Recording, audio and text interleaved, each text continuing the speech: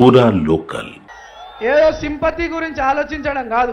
ఈ ఎలక్షన్ అంటే మన జీవితాలతో ముడిపడినటువంటి విషయం, మన పిల్లల భవిష్యత్తుతో ముడిపడినటువంటి విషయం, మన ప్రాంత అభివృద్ధితో ముడిపడినటువంటి విషయం. సరైన నిర్ణయం తీసుకొని అభివృద్ధికి మీరు ఓటేయాలని ఈరోజు మీ బస్తీ పిల్లగానిగా నాకు అవకాశం కల్పిస్తే, నన్ను ఏ రోజన్నా నన్ను ఒక నవీన్ యాదవ్ 20 ఏళ్లలో ఒకరిని బెదిరించింది విన్నరా? ఒక్క రూపాయి ఎక్స్ట్రాక్షన్ చేసింది ఎవరైనా విన్నరా? ఏ రోజైనా నేను నా జీవితంలో తప్పు చేయలే. ఈ రోజు నన్ను రౌడీ గుండా అనుకుంటా మీ బిడ్డనైనటువంటి నన్ను తప్పు నిందలేస్తారు. మరి ఏం జవాబిస్తారు వాళ్ళకి? ఏం జవాబిస్తారు?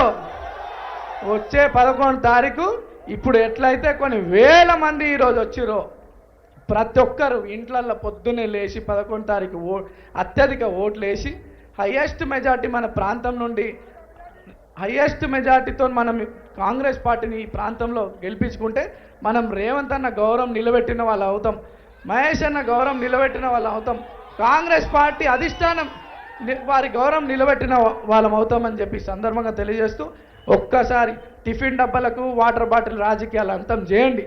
మీ పిల్లల భవిష్యత్తు గురించి ఆలోచించండి, అభివృద్ధి గురించి ఆలోచించి కాంగ్రెస్ పార్టీకి ఓటేసి, చేతి గుర్తుకు ఓటేసి రేవంత్ అన్న గౌరవం, పెద్దల మంత్రుల గౌరవం, అధిష్టానం గౌరవం నిలబెట్టే విధంగా మీరందరూ 11 తారీఖు వెళ్ళి ఒక్క ఓటు మిస్ కాకుండా ఓట్లు వేసి అత్యధిక మెజార్టీతో గెలిపించాలని కోరుకుంటూ, 2 సార్లు మీ ముందు పోటీ చేసిన 3వసారి అవకాశం పెద్దలు ముఖ్యమంత్రి గారి దయ వల్ల, పెద్దల దయ వల్ల వచ్చింది. ఒక్కసారి నన్ను ఆశీర్వదించండి.